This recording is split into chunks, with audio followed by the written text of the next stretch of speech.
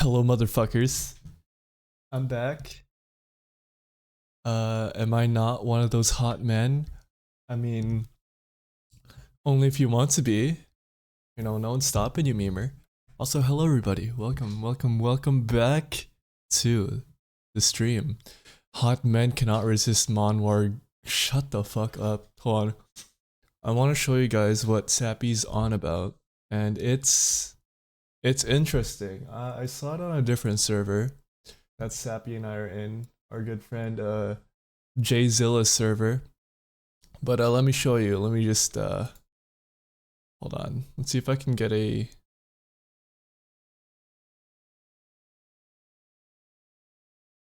window capture or something.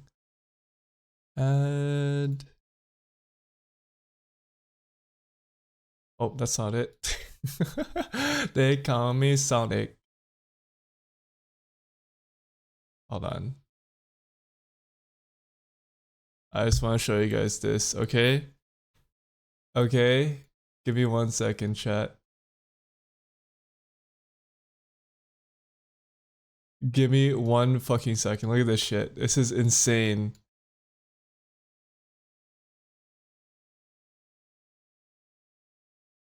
Hello, B-Bun. Welcome to the chat. Welcome to the chat. How are you doing?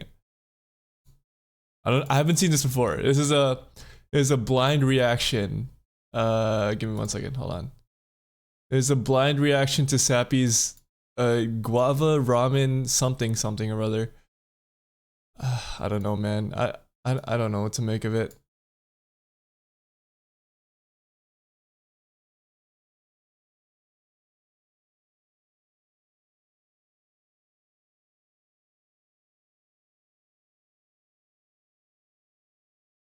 There's actually no sound. Oh, Sappy.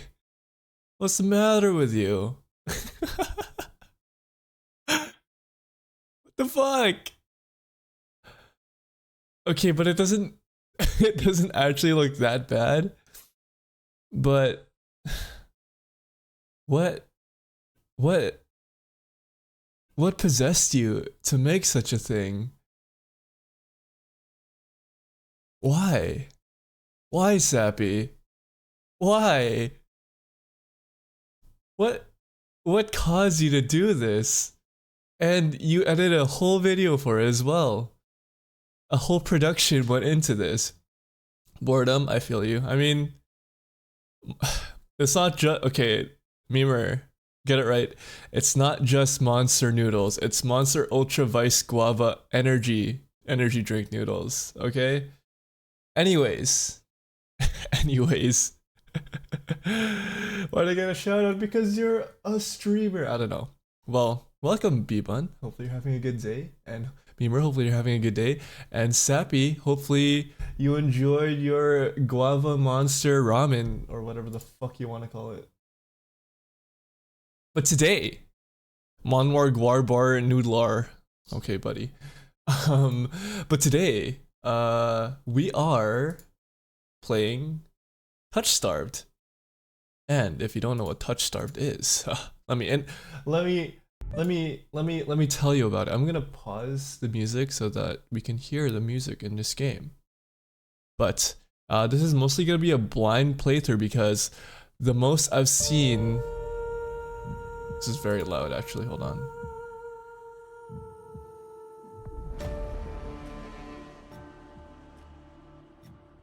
It's so loud.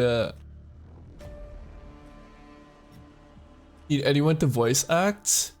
I hope I can do some, but I think there are voice actors in the game. But this is mostly gonna be a blind playthrough of the game because the most I've seen about this game is what they posted on their on the studio's Twitter. But from what I've seen, this game is so pretty. It is gorgeous. If you love men, if you love monsters, then this is the game for you, you know. And this game for me because I love men and hot monsters. I had work, very tired, and waiting for Overwatch update. Ooh, I might stream Overwatch later this week because I'm gonna play it with a friend, but that's for another stream. Well, why don't we get started, you guys? Sorry, I haven't renewed my monster fucker license. Why? Let's start a new game. Let's get into it. Disclaimers before we get started, everybody. Also, I hope I'm not peaking. Let me just move my mic back so I'm not too loud. Hello. Okay, I think I'm good. Disclaimers. Streamers and content creators should turn music volume to 0 to disable copyrighted music. Okay, we'll do that. This is a demo of the Touchstar prologue and not the finished product. This is just a demo. I think if I really like this, then I'll play the full thing. I got this up Itch.io. So this is the demo, I think. Yeah, it's a demo. It was free, by the way. Red Spring Studio. Touchstar is intended for an older audience. It contains mature content that includes, but not limited to, horror, graphic violence, strong language, alcohol and drug references, injury and dismemberment. Player discretion is advised. Any 18 minus viewers out there in the chat? Fuck off. This is not for you. Go watch Bluey or something. Come back when we're doing literally anything else. If you accept the content warning, please click to proceed. In Touchstar, your choices matter. The decisions you make may result in unique dialogue, interactions, and or even choices in red text which contain exclusive content. Try playing through the demo more than once and choosing different options. You might even uncover a secret ending. And remember, there are no wrong choices, only interesting ones. Choose wisely and save often. Controls, of course, as with any visual novel, is pretty simple. Left click, progress text and dialogue, mouse wheel up, rewind text and dialogue, mouse wheel down. Honestly, Para, I have a game to recommend later. It's one of my favorite games. For sure, recommend it to me. Spacebar, hide the UI. It's also kind of like a VN, but with gameplay. I love VNs. Let's Pablo.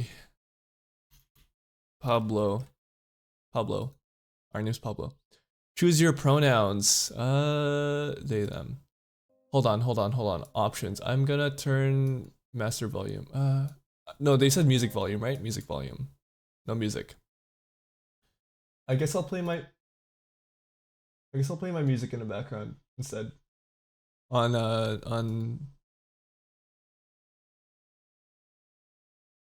the world began to unravel. Okay, this is the start. Hold on. Maybe I should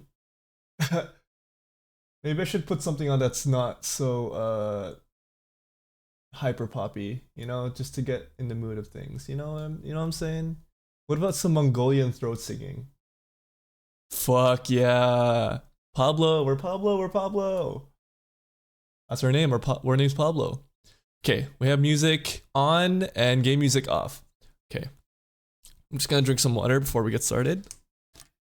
Is that the Who? It sure is, baby.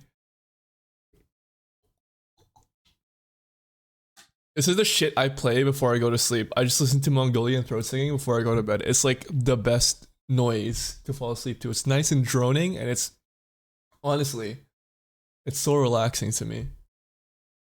I have a playlist on my Spotify called Mongolian Throats, and it's not what you think it is. It's just Mongolian throat singing.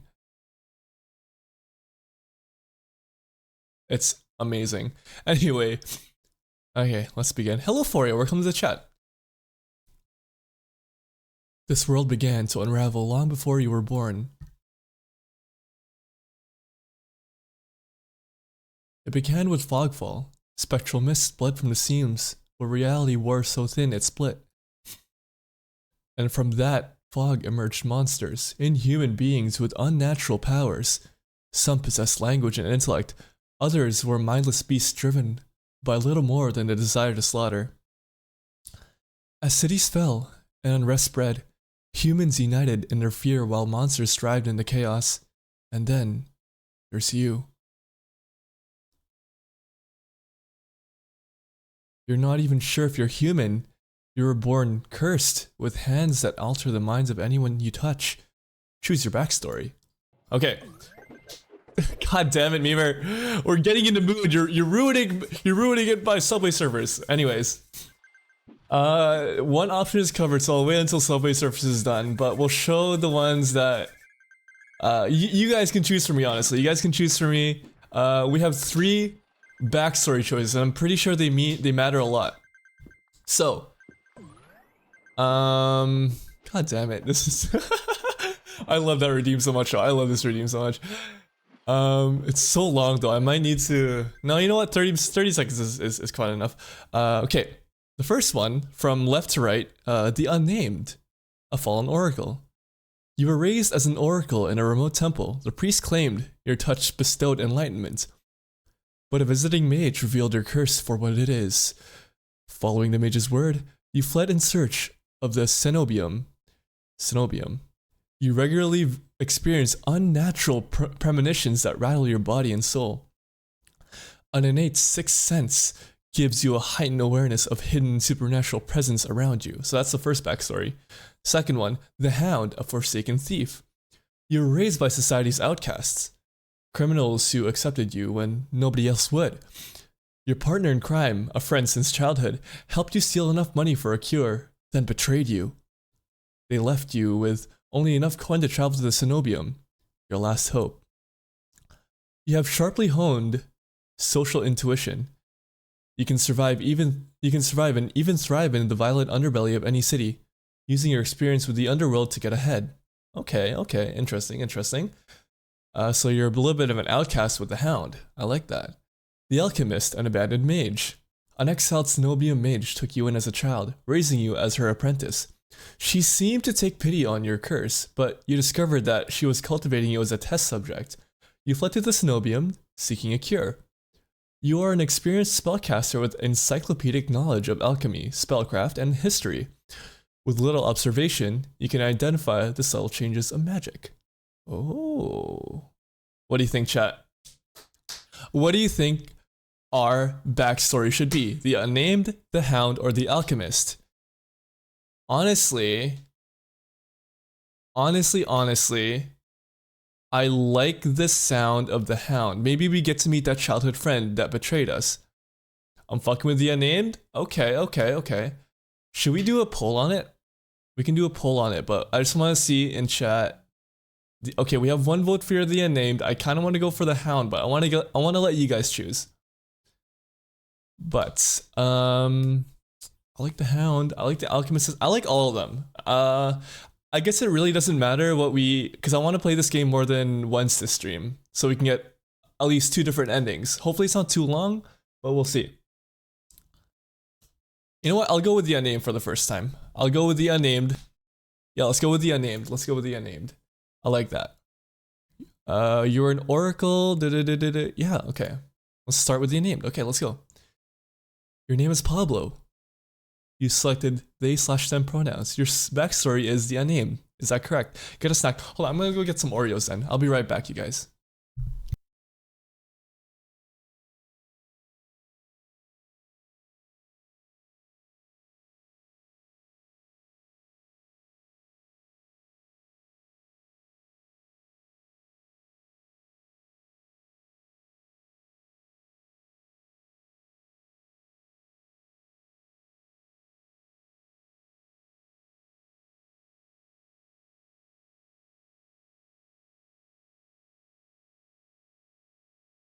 Oh my god, it's so cold in my room, dude. I think I should wear I'm gonna go get before I continue, I'm gonna go get a sweater or something. It's so cold, dude. It's so fucking cold now.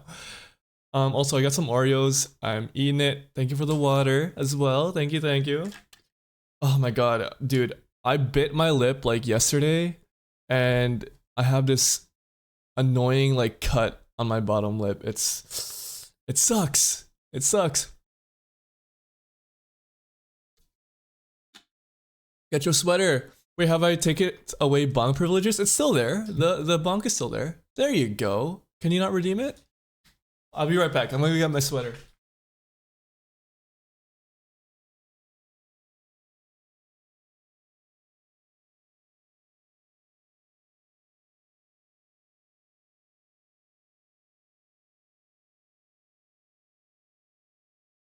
Hey. All right. We're back. Okay, let's start for real. Let's start for real. I'm gonna realize. Nice. Okay, is that correct? It is correct. I put my sweater on backwards. I'm so stupid. Thank you for the bonk. Oh my god. Oh. Okay, I put it on properly. It's the correct way around. I know how to put on clothes, guys. Don't worry. Okay, I'm back. We're good? We're good, we're good. Yes, that's correct. Are you sure? I'm pretty sure. I know how to wear clothes. Oh, pretty. Look at this. Okay, let me just take a drink of water first.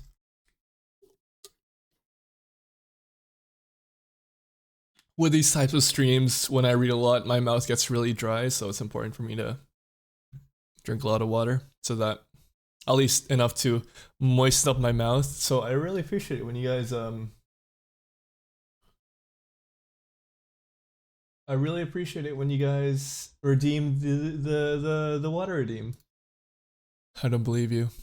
Well, trust me, I know how to put on a sweater. It's not all, I don't always put it on backwards, okay? But I can assure you at least 90% of the time I can put on sweaters the right way. Anyways. Okay. The wasteland stretches as far as the eye can see.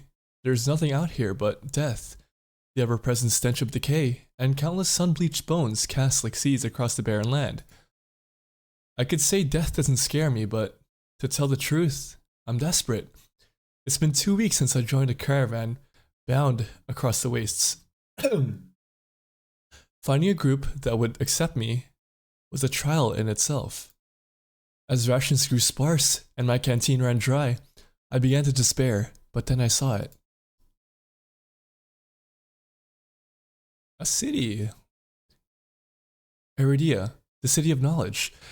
One of the last bastions of humanity left in the world and home to the famous academy called the Cenobium. Honestly, this Mongolian throat singing is putting me in the mood, not gonna lie, chat. Not gonna lie to you. There we go.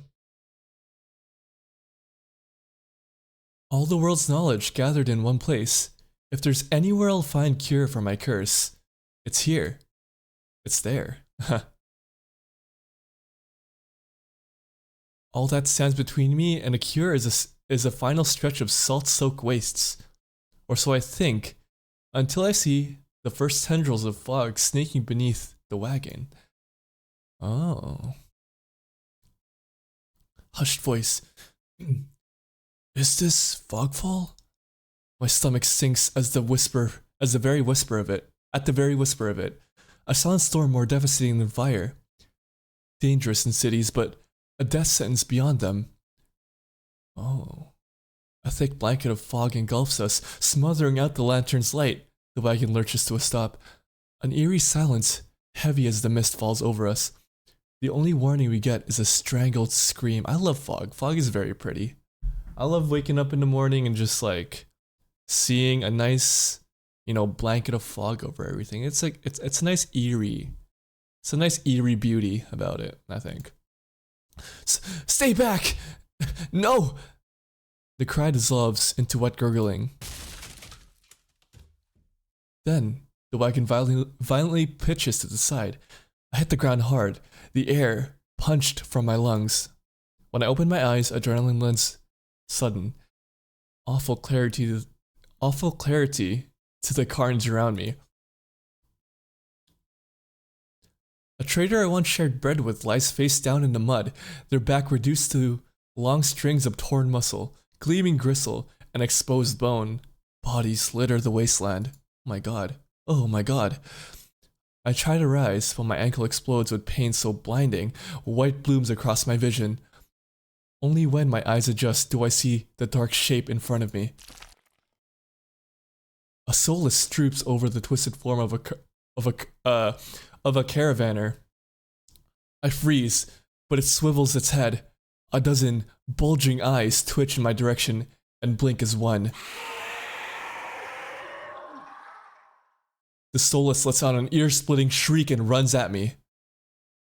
Thank you for the lurk! But right before it reaches me, the beast barrels past, vanishing into the mist. Distantly, a horse screams into the dark. I need to move now. What should we do? Run for the city, head for the wagon. I think we should... Let's run... let's head towards the wagon. I want to see what happens if we do this. Do we kill? Do we die?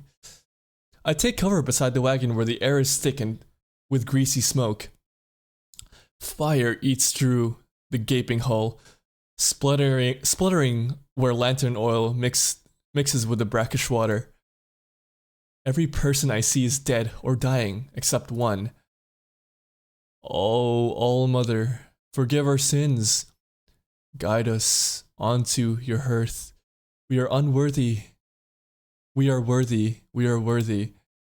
A traveler grovels by the flames, their hands clasped above their head in fervent prayer. I glance upwards, towards the gauzy lights of Iridia, just visible where the fog runs thinnest. I don't pray, not anymore. But the sight of the city is all the reminder I need. I came too far to die here. Rapid footsteps echo all around me. I turn in circles, frantically searching the opaque mist for the source. But the fogfall twists and stretches sound. Suddenly, the caravan's driver bursts forth from the fog. Our eyes meet. Too late. He slams into me, knocking me into the ground, and slips into a patch of mud. The solace falls on him as soon as he slows. It catches the driver by his throat and rakes his stomach with razor-sharp claws. He comes apart like wet paper, spilling intestines and viscera into a steaming tide. Fighting the urge to heave, I claw frantically through the slippery muck for a handhold. Shit! My hand catches on the jagged edge of a rib, jutting from the water. Bandages unfurl around the gouge, torn deep into my palm. The pain's quickly forgotten when a hand closes around my wrist. Can you stand? The praying traveler leans over me. We need to run. They reach for my hand, and I realize too late that my bandages have come undone. No! Don't touch me! The sensation of their thumb brushing the back of my hand sends a shiver down my spine. All it takes is one touch. And, in the space of a breath, my curse takes hold. Oh my god. Their lips peel back into a deranged grin. No. I've seen his face countless times before. This is my curse. Madness of my own making. I can't believe I catch a Paro stream and it's reading to me. Oh yeah, hope you enjoy it. Their grip on my hand tightens until pain radiates from my knuckles. Let me go. Suddenly, clammy hands crush my throat, choking off my breath. Die, die, die, die! Spit bubbles at the corners of their mouth and flecks my face. The edges of my vision darkening as my lungs scream for air. Let's fight them off. Let's fight them off. My nails gouge deep into the traveler's wrist. No matter how much blood I draw, they don't flinch. The more I struggle, the tighter their grip grows. My pulse hammers in my ears, solely with each thudding beat. This can't be happening. I'm going to die. And it's not because of the fogfall or the solace, but it's because of my own curse. Tears sting my eyes. No, no, not here. Not like this. The hands drop from my neck, leaving me wheezing for air. My lungs burn with each ragged cough. My vision clears and the traveler's face takes shape, hovering inches from mine. Lips still split in that macabre smile, even as blood seeps between their teeth. Hi Bieber, how are you? Hi! Damn harder, what? Kinda weird. Mod check? They give me one last shuddering breath and slump over the claws hook through their stomach. The soulless shoves the body aside, and the glowing eyes studying its leathery skin thin as though grinning.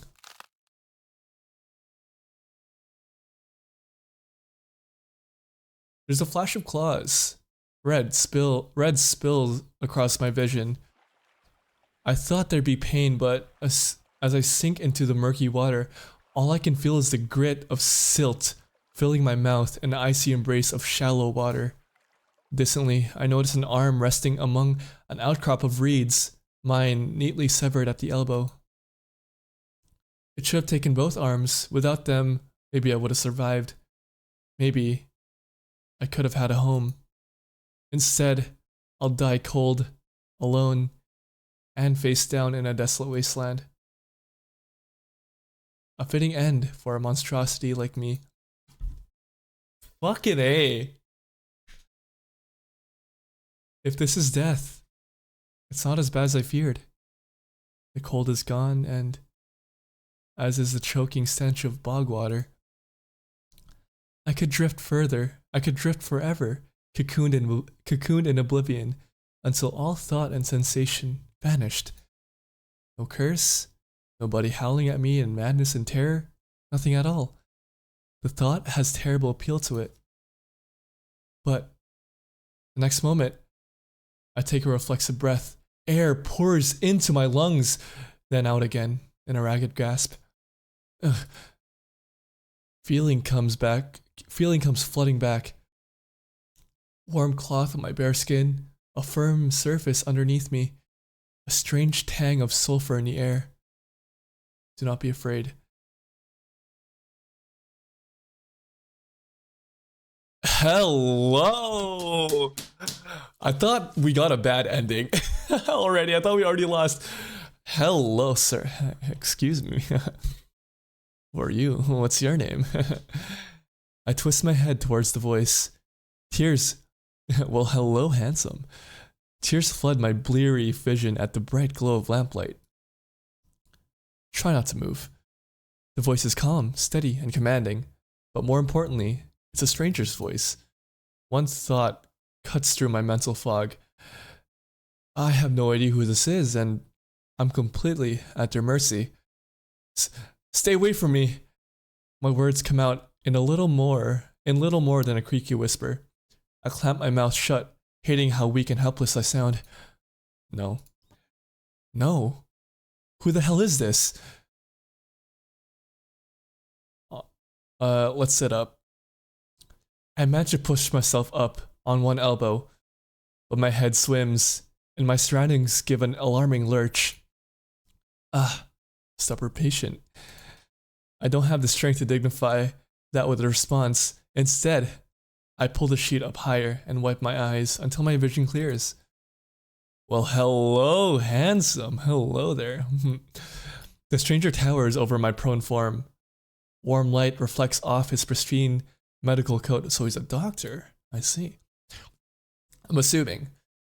I instinctively shrink back, and that's when I notice that I'm completely naked, except for a thin linen sheet. Naked, lying on a low cot, with a pair of sharp golden eyes watching my every move. The man's gaze flickers to my exposed, unbandaged hands.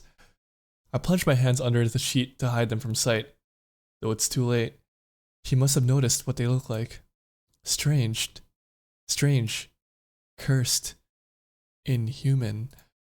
I brace myself for his inevitable suspicion and disgust, but his expression doesn't even flicker from that courteous smile. He watches in placid silence as I struggle to make sense of my surroundings. Where am I? Who are you? Be calm. You are safe here. Whoever this is, he clearly has no idea who or what I am. I've never been safe anywhere with anyone. Even the shrine of my childhood, the one sanctuary I never knew, turned out to be a horrific lie. I scowl, pulling the sheet protectively around myself. Where are my clothes? The man's golden eyes narrow slightly. A sharp sigh rustles the papers in his hands. I see you're not to be dissuaded. I see you're not to be dissuaded. Your clothes were torn to shreds when I found you, but I procured replacements. That's nice of him. That's nice. I mean, could you at least have clothed me before? Instead of just staring at me naked, you freak. With a soft creak, he stands from his chair, giving me a better view of my surroundings. I seem to be in some sort of medical clinic. Bottles of silvery alchemical concoctions lie the counters in neat rows. The air makes my nose twitch, a faint whiff of smoke, and something distinctly metallic that I can't quite place. He's a doctor. He looks like Zhongli if he was tan from Genshin Impact. The doctor produces a large, dense bundle of cloth, which he sets at the foot of my cot. He's easily a head taller than most, and I have to crane my neck to look at him.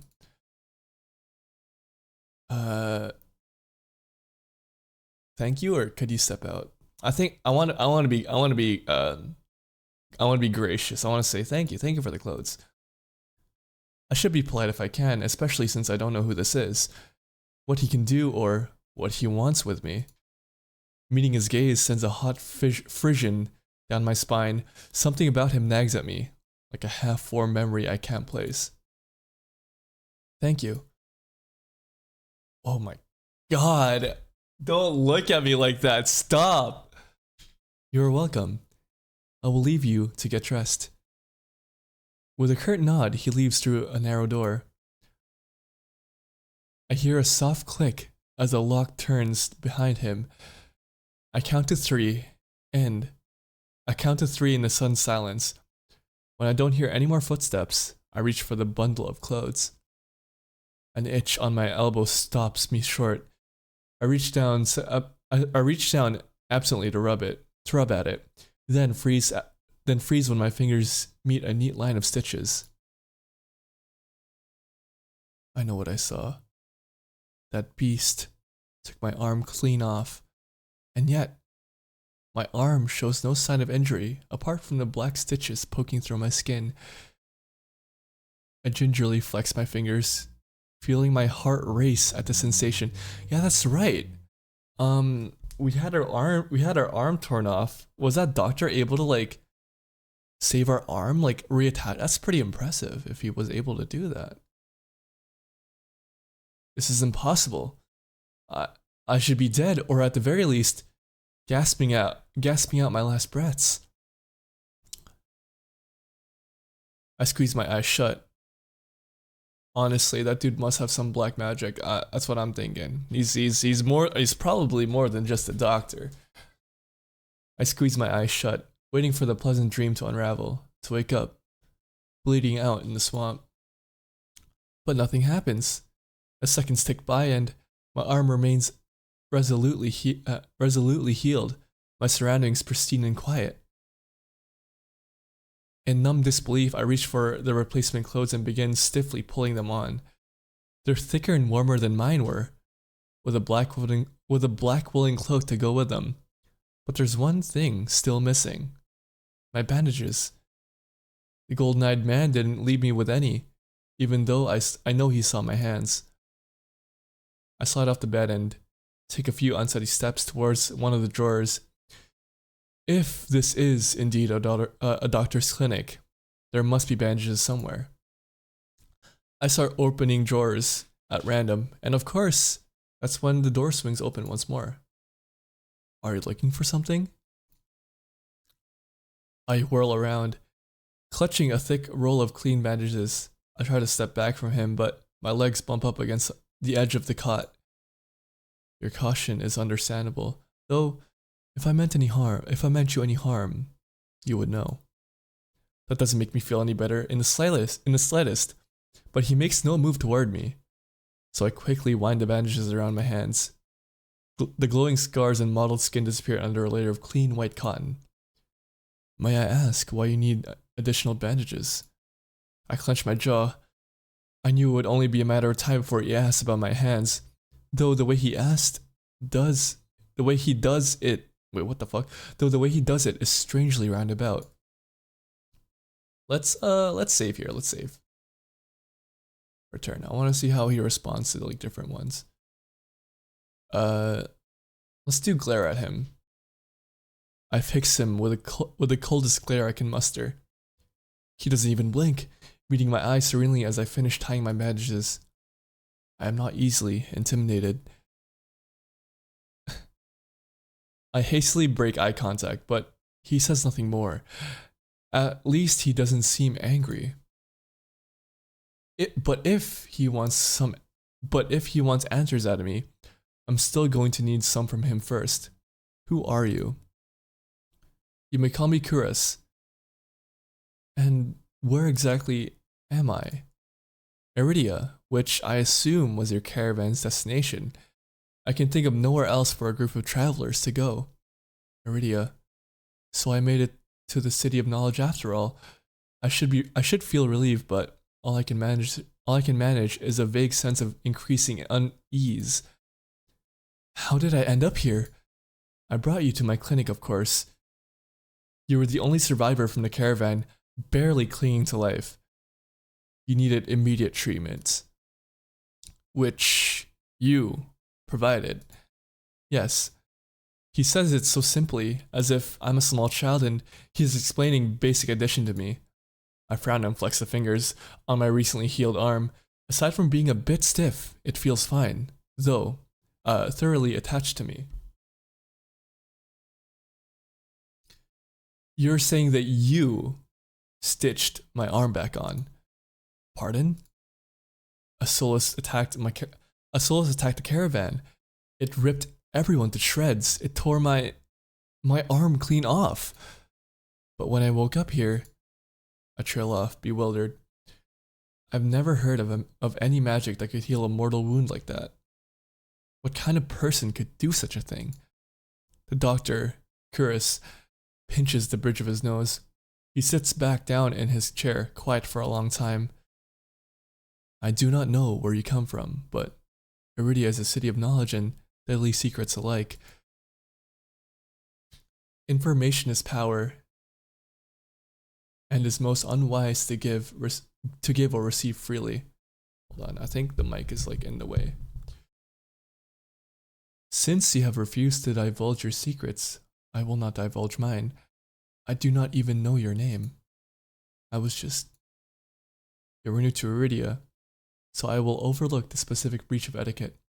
However, you should not expect others to extend the same courtesy. Do you understand? He looks pointedly at my freshly bandaged hands. I loathe though I am to admit it, he has a point. I'm also a complete stranger to him, and if he's telling the truth, he saved my life. I take a deep, steadying breath. This time, when I speak, I sound a bit more like myself. Pablo. My name is Pablo. It is a pleasure to meet you, Pablo. There was a little more warmth in his smile, his polite demeanor back in an instant. Why did you save me? If there's anything I've learned, is that everybody wants something. With the world in such peril, no one reaches out a hand without expecting something in return. Can I ask why you saved my life? You don't know me. Since the question seems to startle Kuras. I could hardly leave you to die in the wastes. Assisting those in need is the very essence of a doctor's duty. I've never met a doctor who has handed out free clothes. My fingers find the edge of the cloak. There's a subtle but delicately embroidered pattern around the hem. I try not to think about what kind of price Kuras might ask for such well-made clothes. No, I suppose not. Forgive my presumption.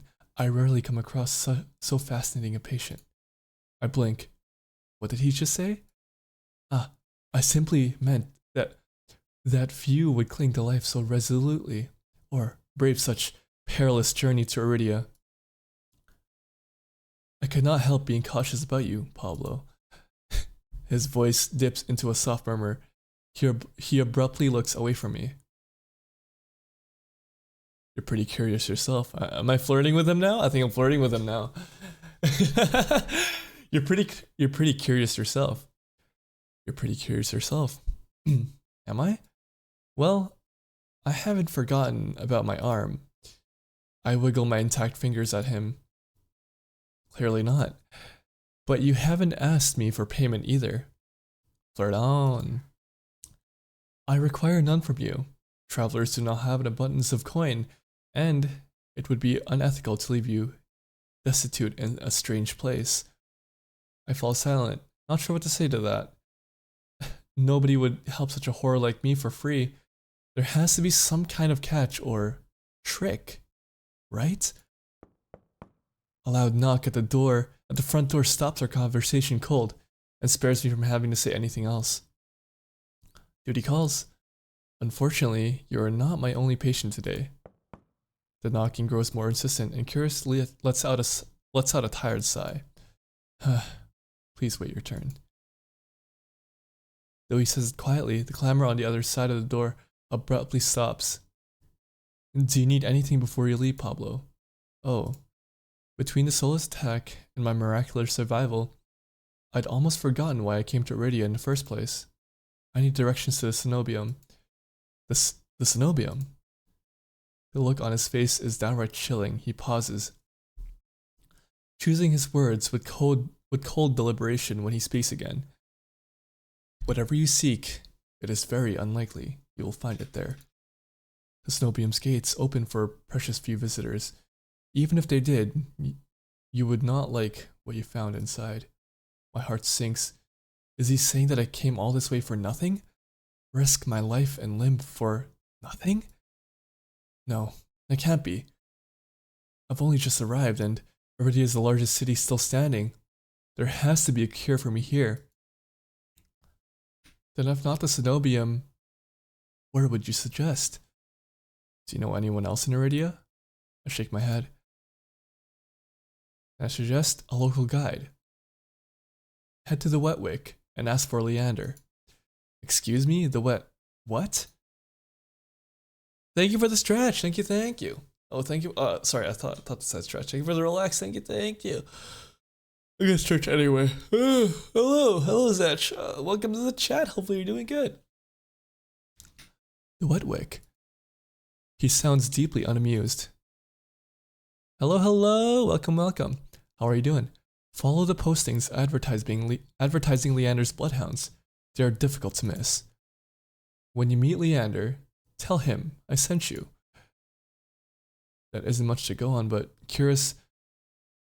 Curious points towards the clinic's back door. You'll be safe so long as you do not draw attention to yourself. That's easier said than done. I've always been a magnet for the worst sort of attention. If you require my assistance, you may return whenever you wish. Though he's smiling, there's a note of finality in his voice. Resigned to my dismissal, I slip out the back door. Just got home from getting a new license. Oh, congrats! Nice. I found myself standing in a narrow and rather gloomy alley. I pulled a new cloak up over my nose, stepping over the contents of chamber pots that had been emptied into the street. That's disgusting. Something weighs heavily inside one of the cloak's pockets. My coin purse. Everything's still inside. Every last coin that I've scraped together for the journey to Iridia. Well, I'm gonna drink a little sip of water. Hopefully you're doing good though. What's the license for? Driver's license? I'm just gonna eat something as well. Give me a second.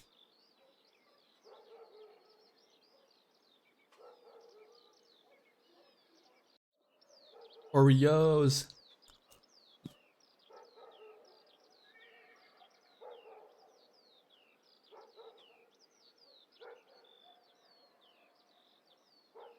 I don't know how you guys eat your Oreos, but I don't like to eat my Oreos like the whole thing. You know what I mean? I like to break it apart and eat each individual cookie and the cream filling as its own thing.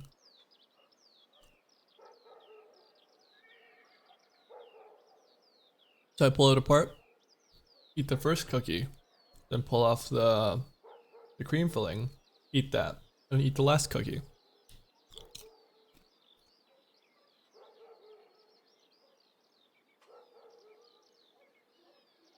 Best way to eat an Oreo, honestly. Yeah, to get one for the state I moved to. I figured 2 years is long enough to wait. Oh, nice. Glad that you were able to get that done.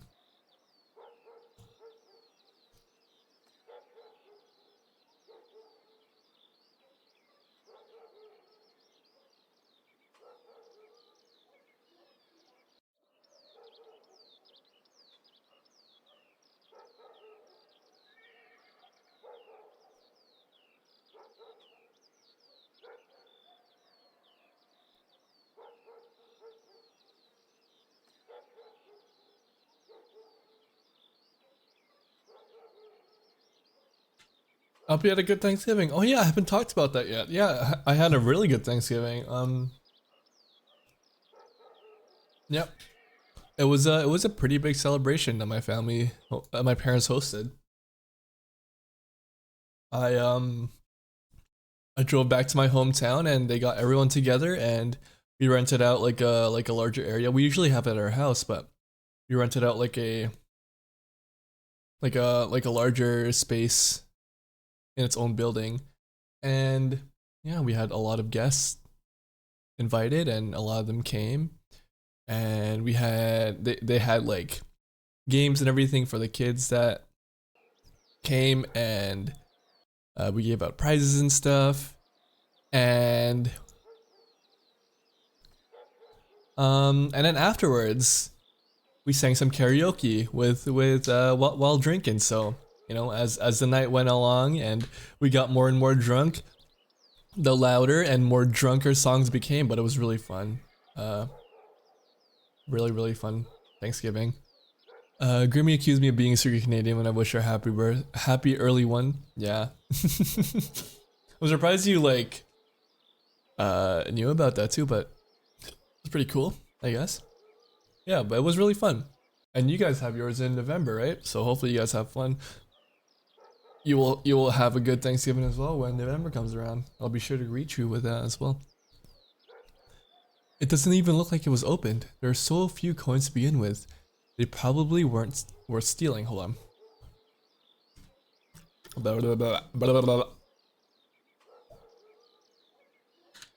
Okay. I glanced back at the clinic's closed door. Kirsten didn't take any payment. He didn't even ask for a future favor. Yeah, hopefully I'm a horde monster for side dishes. Yeah. I love it. Well, most of our Thanksgiving food were not the typical Thanksgiving food. I mean, we did have turkey, but most of it was Filipino food.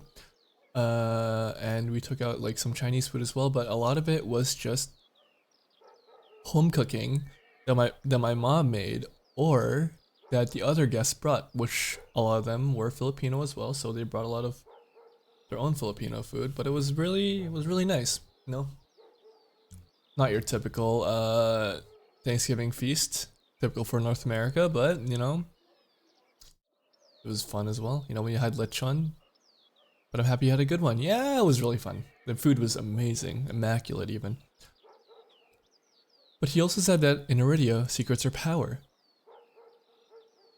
I'll have to crash your Thanksgiving next year for sure, There's enough food to go around for everybody. Does he expect me to give up mine at some point? That's not exactly a comforting thought. Still, no matter why he said it, Curious gave me a second chance, and I'll lead on where I might find help. So this is Iridia. I better get going before he changes his mind. I squeeze out of the alley and into the crowded main street. The line outside Curious's clinic stretches down the road already. Too thin, peddlers queue alongside withered elders. If any place is in desperate need of a free clinic, it's this one. Oh. My foot is really itchy. The cobblestones are treacherously rough under my feet. Deep grooves worn between them by regular flooding and decades of hard use.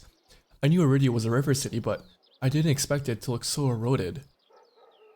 The buildings are tired and dilapidated, all cramped together in narrow streets. And there's something else. A charge in the air, like the shift in pressure before a storm. It's subtle, little more than a faint, persistent thrumming, but I can't seem to shake it. A child darts by, clutching something greasy wrapped in paper. The smell of fried food drifts over to me. My stomach gives a faint gurgle. This morning's catch, fried up, hot and fresh. Not too many eyeballs today. That sounds disgusting, but I'm starving, so I duck my head under the stall's grubby awning. Large fish leers up at me, its 3 bulging eyes still visible through the thick layer of crispy batter. The vendor gives me a gap-toothed grin. What's the cheapest thing you got? The vendor points at a metal basket of what looks like long strips of savory fried dough. Fresh long lads. Three copper apiece. Don't burn your mouth. I take the coins out, counting them gingerly. At this rate, I might not even be able to afford dinner. Reluctantly, I drop the payment on the counter and take my meal. Fried bread, fried dough. Two streets later, I pass under a wrought iron archway adorned with dangling garlands of red and pink lilies. Oh, this is pretty. The buildings in this quarter are a dizzying riot of color, painted walls and tinted glass everywhere I look. Sheer red and pink curtains flutter in open doorways. Musical voices call out invitingly. Incense mingles with the pungent scent of flowers, barely covering the salt and musk of warm bodies. Is this the red light district? Am I? It seems to be. Entertainment. Oh, entertainment. Red light. Maybe. At night, maybe it is. It seems to be daytime right now. This might be Iridia's entertainment district. I'm polishing off my food and dusting the crumbs off my hands when I spot a poster. It features a silhouette of a smiling man wearing a single dagger-like earring and the word Bloodhounds printed above his head. A motto, as above, so below, circles the artwork. Baphomet? If Leander is the leader of the Bloodhounds, then the face painted on the poster is likely his. I followed the line of identical posters around a corner and nearly hit my head on a precariously dangling wooden sign. Looking up, faded orange letters read, "The Wet Wick." The facade of the building looks like it's seen better days, but I hear faint music and laughter coming from inside. My mouth is like I have so much saliva in my mouth. I'm sorry if you can hear like all that when I'm talking. There's so much saliva in my mouth. I don't know why. I think it's just because I ate and my mouth is like overproducing that shit. I know it's disgusting. It's not an ASMR stream, guys. Okay.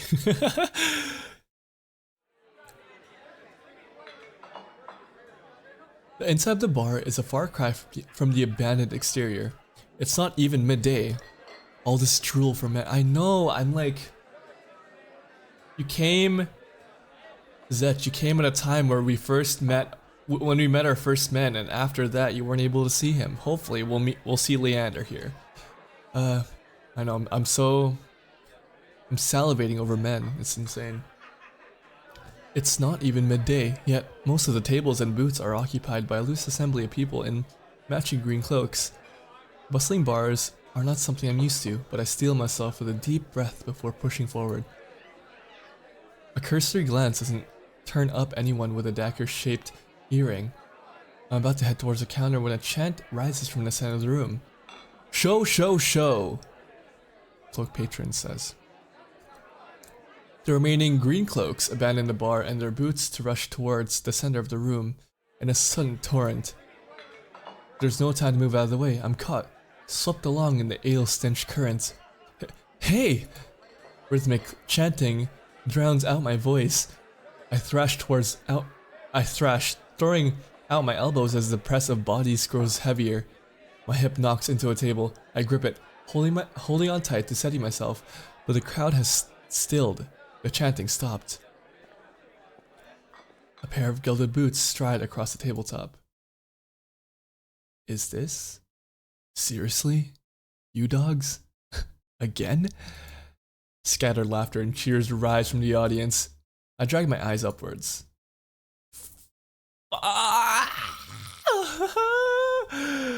This is the man I saw in the preview images, and I'm like, oh my god, when am I gonna meet him? Here he is, he's Leander. A well-dressed man stands on the table in front of me. His broad shoulders framed by the thick lapels of a trench coat.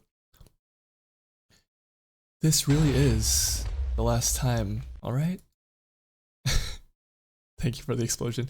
This time when he speaks, the audience falls silent, as though bewitched by his magnetic presence of rich, low voice. Oh, he has a rich, low voice. Let me see if I can do that. But nothing is as captivating as a smile. He beams at the crowd around him as a performer on his makeshift stage. Don't blink, or you'll miss it. No, I can't do it. I can't do it. He laughs, and a dagger-shaped earring dangling from his left ear catches the light.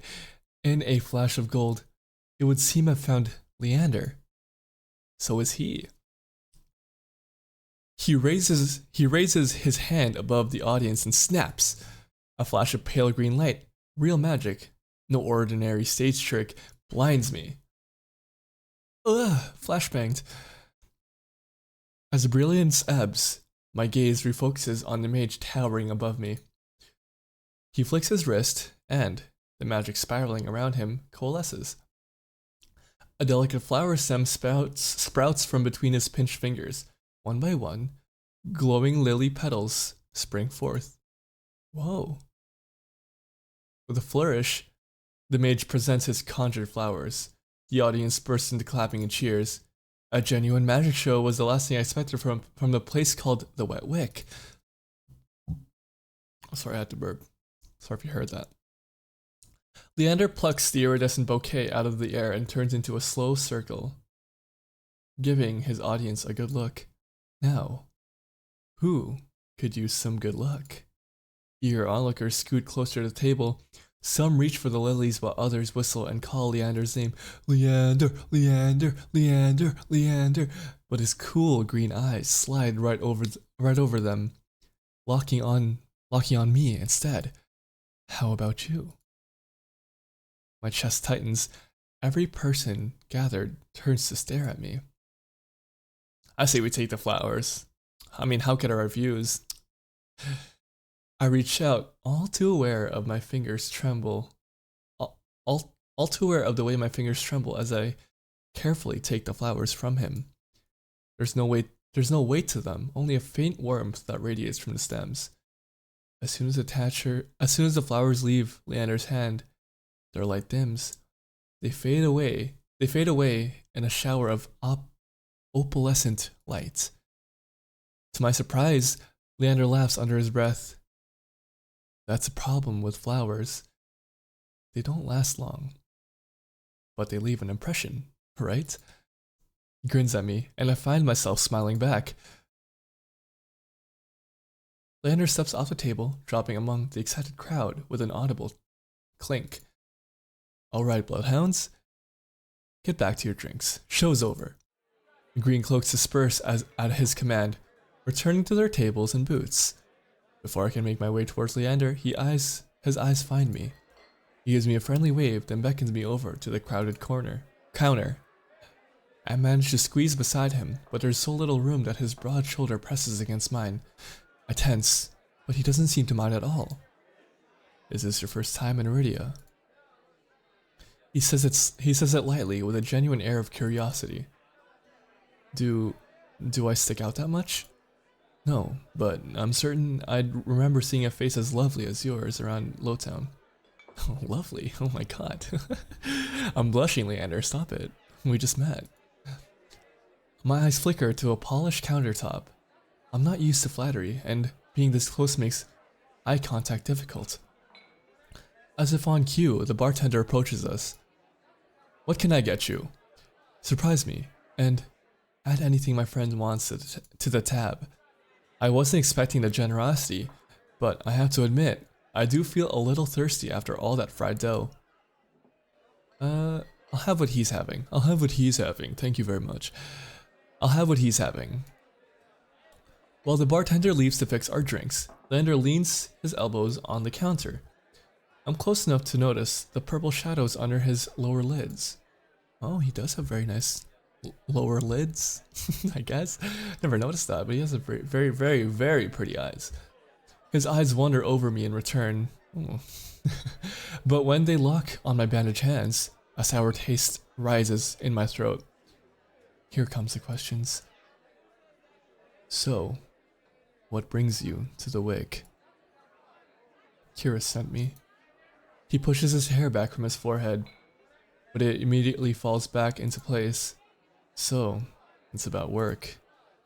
The bartender returns with a pair of glasses filled with what I can only assume is beer. I raise my glass and give it an experimental sniff. It smells faintly yeasty, but with an undercurrent I can't quite place. A quick sip confirms my worst suspicions. It's awful. Somehow briny and sour in a way that reminds me of pickles. But any thought of complaining dies the moment I look up and see Leander taking a deep swig from his glass. He lets out a satisfied breath. How can I be of assistance? Sippers! Any sippers in chat? I need to get to the cenobium. As soon as I said the word cenobium leaves my mouth, the entire bar falls silent. Bloodhounds twist around their seats and gawk openly. Huh? Finally, an especially drunk one speaks up. The hell are you? The hell are you? Bring up the cenobium in here. Throw him out. This is bloodhound territory. The vitriol catches me off guard. From the angry looks thrown my way, it's clearly I'm breaking someone's spoken rule by mentioning the cenobium. When I glance at Leander, he's drinking as though he hasn't noticed the uproar. Only when he catches me looking does he lower his glass. For the love of... He drags a hand down his face. Hey! Keep it down, will you? This is business. I tense, expecting an argument, but the outspoken bloodhounds silently return to their drinks. Only a handful continue to watch me warily. Sorry about them. The cenobium's a bit of a touchy subject in these parts. Mix in enough drinks and, well, you saw. How about we continue this outside? When I give him a tense nod, he pushes away from the bar counter. Oh boy. What is it about the cenobium that makes everyone feel so wary around me when you mention it? I follow Leander to an alleyway tucked behind the wet wake where layers of frayed bloodhound posters have been plastered to the walls. Seeing them side by side, the resemblance between Leander and his likeness on the posters is impressive. He is such a handsome man. Are you kidding me?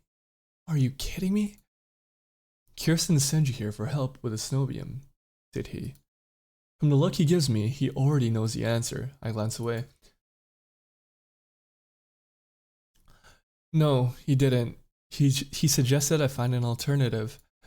Yet here you are, asking about them anyway. What did you need the cenobium for?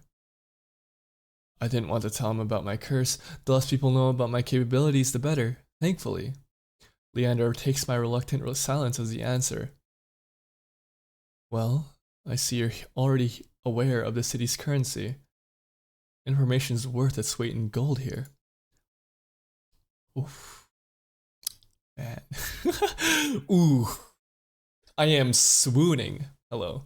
Kira told you the truth. The cenobium's dangerous. Get on their bad side and they'll imprison you if you're lucky, or torture you if you're not. But the cenobium's supposed to be a place of learning and a sanctuary. The cenobium has always been heralded as the last bastion of human knowledge, a shining beacon of hope in a world steeped in nightmares. If any place held answers, it would be the cenobium. That's why I came here. That's what they want you to think. But things that seem too good to be true are often just that. Such a simple statement, and yet it leaves me reeling. If it's true, if I staked everything on a lie, then what now? Leander clears his throat. But, as I always say, there are solutions to every problem, and alternatives to every solution. He claps his hands and turns to me with a brilliant smile. That's why Curious pointed you to the bloodhounds. Let us help you. Whether it's hunting Solus, finding people, or recovering stolen valuables, we can do it all. And free of charge. I'm shaking my head before he's even finished his practice speech. My patience is wearing dangerously thin. Listen, I appreciate the offer, but my problem can't be solved by a group of good Samaritans. To my chagrin, Leander nods slowly. Then your problem must be fairly serious. If the snowbeam's your first choice, you're searching for a magical solution, aren't you? When my eyes widen, he nods along, as though he suspected all along. I'd be happy to help you out. That is, if you tell me what ails you.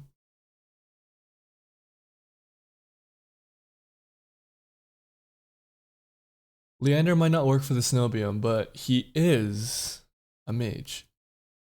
And a powerful one at that, if his demonstration earlier is any indication. I'm silent, plagued by indecision. I didn't know if I can trust him, but it's not like I have any alternatives. I hate to admit it, but this could be my only path forward. Oh my god, I'm sorry. My confession comes out in a pained whisper. I'm cursed. Cursed. Oh, now I'm very curious. What kind of curse? Something ancestral or more recent? He looks me up and down, taking in my face, my eyes, and finally, my hands. It's your hands, isn't it? I wait until I'm certain my voice will remain steady before answering. My touch is dangerous. It changes people, hurts them.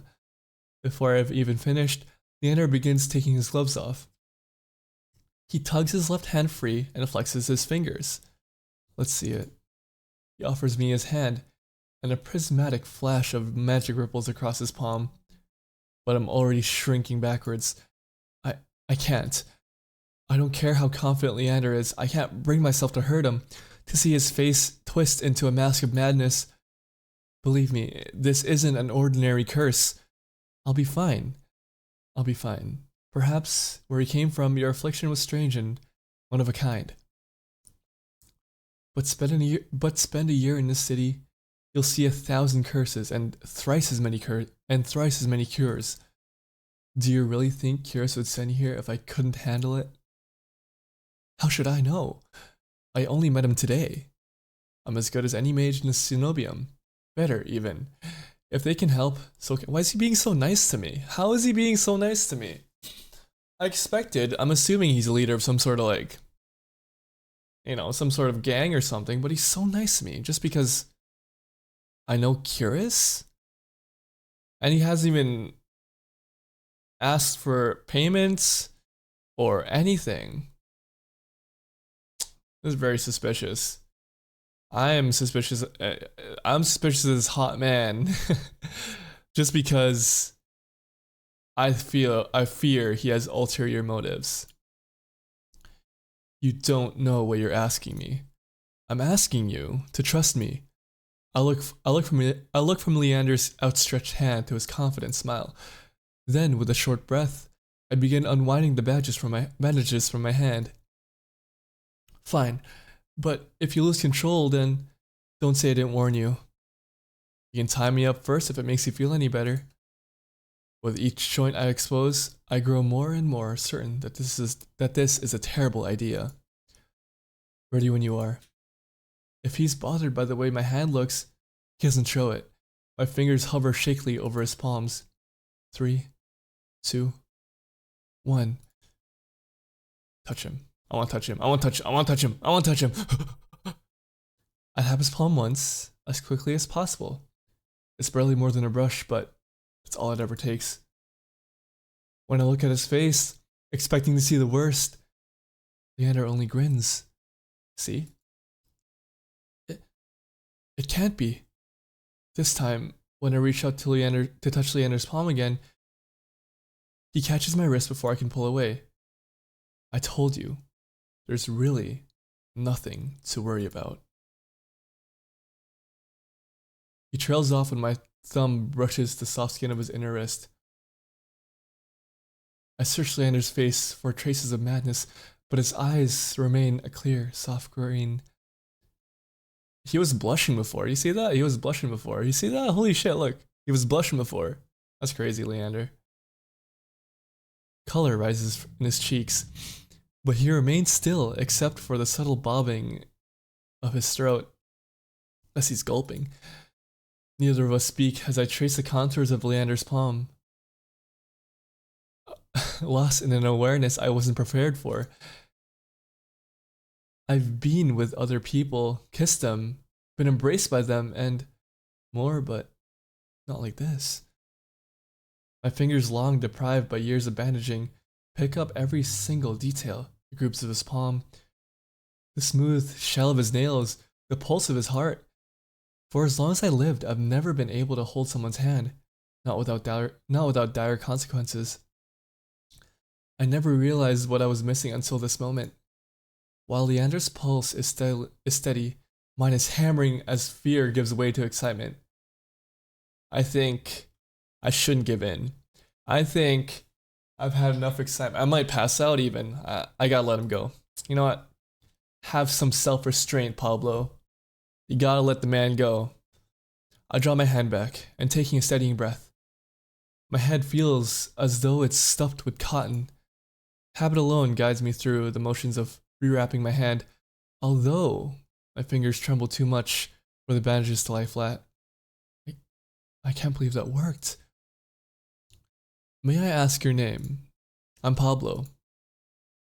You were right to hide this from me, Pablo. That curse of yours, it's unlike anything I've ever dealt with.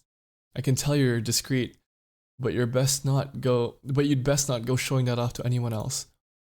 I didn't plan on it. Are you staying in Lowtown? I paused. Room and board was something I hadn't yet considered. I don't know. Let's get you properly settled then. Back in the Wetwick. The Wetwick is noticeably quieter. Without their leader, most of the bloodhounds have dispersed or, in a few cases, fallen asleep beside their drinks. Got any rooms left, or did my lot grab them all and... Oh my god. Oh my god, sorry. Got any rooms left, or did my lot grab them all to sleep it off? The bartender, who I now realize doubles as an innkeeper, slides a key onto the counter. You know I always keep the corner room open for your escapades. Leander's laugh sounds slightly strained, and I always appreciate it, but you're mistaken. This is just for my friend Pablo. Sure. Stay as long as you like. You two, have fun. Escapades, huh? Leander clears his throat, then holds the key out to me. But I hesitate. What a hottie. Hope nothing, too exciting happens while we're in the room. I don't know if he's staying with me, but that's where I'm staying. But I hesitate. My coin purse barely holds enough for a day's worth of meals, let alone a room. How much do I owe you? Nothing. Bloodhound rates. My treat. Since you shared your secret, food, drink, and a warm bed, anything you need. Carefully, I take the key from him. It's small, but weighs heavy in my palm. I never expected to have a warm bed in Iridia, let alone free meals. Thank you. Go explore, Pablo. You'll find many roads in Iridia, each leading to different answers, but if you need a reprieve from what haunts you, come find me. Just be careful. I nod, taking one last look at the gleaming bronze key before tucking it into the pocket of my cloak for safekeeping. Leander gives me one last friendly wave before I depart.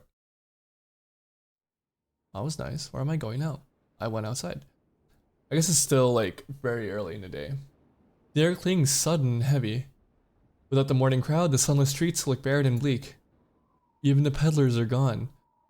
Only a pair of crowds remain quibbling over stale crusts in a gutter. I feel a ridiculous pang of envy. At least, they've got a reason to fight. I've never felt so lost. Curious and Leander both made it clear that the Cenobium can't be trusted. But I came so far, endured so much. I need to see the snow beam for myself, if only to satisfy my curiosity. I should have asked someone at the bar for the directions before leaving. I'm about to turn back when a shadow passes over me. A cloud, I think. A cloud, I think. Until a puff of hot breath tickles the back of my neck. Huh? The shadow runs down the street in rivulets. Formless dark spreads like ink into blooded shapes. Claws stretch. A muzzle splits open to reveal long, jagged teeth. A growl rumbles so low and deep I feel it. I want to run, to scream, but I feel trapped, as though the slightest movement or a single breath will snap the jaws around me shut. No, I won't let it end like this. If I'm going to die, I want to see what got me. I want to see what got me first. I seal myself, then turn. The shadow vanishes, as quickly as it came. I'm left standing in the middle of the street, alone except for a figure reclining in the shade of a nearby stoop. What could it have been? What the fuck? Hello, a monster. That much is clear from a glance. One that could clearly be mistaken for a human, were it not for the tufted ears, the tail curled around his ankle, or the dusk pink eyes with pupils that sharpen like needles when they fall onto me. Our eyes meet and the monster uncrosses his long legs. My God! Okay. Save.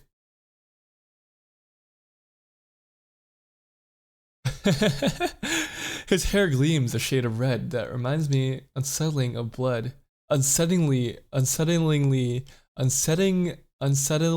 of blood where it curls around his colored throat.